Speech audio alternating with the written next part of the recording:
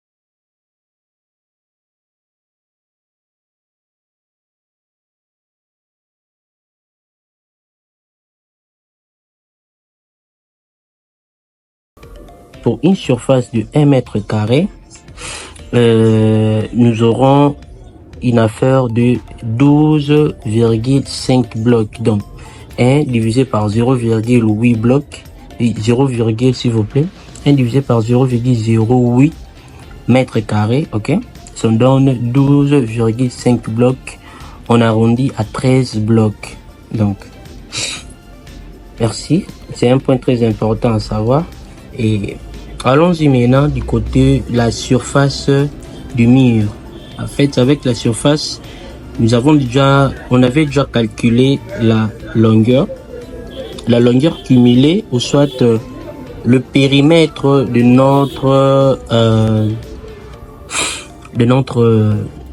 notre surface. Donc on avait additionné toutes les mesures. C'est ce qui nous a donné une longueur cumulée, ok, de 84 mètres. Et partant de la hauteur, la hauteur du mur, regardons ici pour plus de précision. Devons savoir, pour trouver la hauteur du mur, voilà au moins quelques précisions à savoir. Nous avons le nombre de blocs ici, ok, le nombre de blocs, on a 10 blocs ici.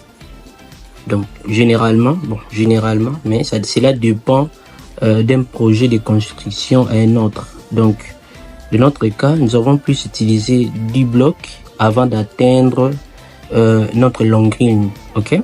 Longrine, pour ceux qui ne savent pas, longrine c'est ce qu'on appelle la ceinture, ok, la ceinture du bâtiment. Dans un terme ingénieux, on parle de longrine ou laiton. Voilà. Avant d'arriver à la longrine, nous avons au moins 10 blocs, ok.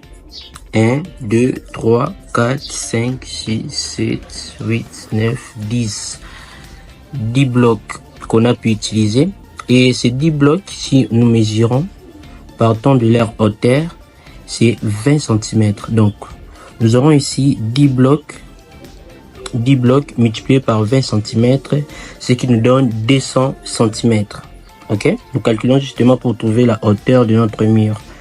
Et nous aurons encore, après la longrine, ok, généralement, nous mettons 3 blocs. Je te répète encore, cela dépend justement du projet de construction dont vous êtes en train de faire face. Donc, de notre part, ou dans notre cas, nous allons plus utiliser 3 blocs. Voilà. Quand je prends 3 blocs avec une hauteur de 20 cm, c'est ce qui nous donne 3 multiplié par 20, c'est 60 cm. Après cela, Voilà, je disais, nous allons prendre 10 blocs, ok, 10 blocs. On va multiplier par 20 cm, ce qui nous donne 200 cm. Et 3 multiplié par 20 cm, ce qui nous donne 60 cm. Et l'addition de cela nous donne 260 cm. Donc, il est important de travailler en mètres. On travaille souvent en mètres. Nous allons convertir 260 cm en mètres, ce qui nous fait une hauteur de 2,60 m. Ok? Voilà. Remplaçons maintenant notre terre. On aura notre surface du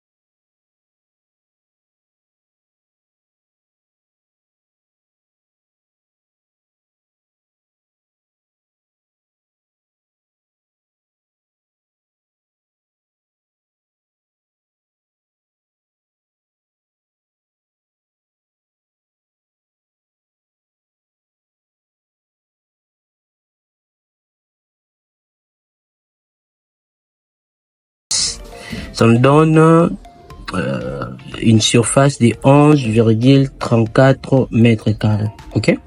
Après cela, nous avons au moins le fenêtre. Ok. Nous avons aussi à peu près 7 fenêtres et la longueur que nous avons pu utiliser est de 0,90 mètres de longueur et 1 mètre de notre hauteur. Nous allons multiplier pour trouver la surface de notre fenêtre Une fois trouvé, on multiplie la réponse par 7, c'est ce qui nous donne la surface de notre fenêtre totale. Ok? C'est 6,3 mètres carrés. Alors, pour notre surface à retrancher, nous devons justement additionner toutes les surfaces qu'on a pu trouver. Ok? Donc, on a additionné 5,52 mètres carrés plus 11,34 mètres carrés plus 6,3 mètres carrés. C'est ce qui nous donne une surface à retrancher de 23,16 mètres carrés. Voilà. Après avoir utilisé cela, qu'est-ce que nous allons faire? Nous allons trouver notre surface utile. Voilà. La surface utile, c'est la surface dont nous allons utiliser pour pouvoir construire notre mur. Voilà. C'est quoi la formule? Nous devons utiliser la surface du mur soustrait par la surface à retrancher. Voilà. Vu qu'on a déjà trouvé nos mesures, on devait justement remplacer.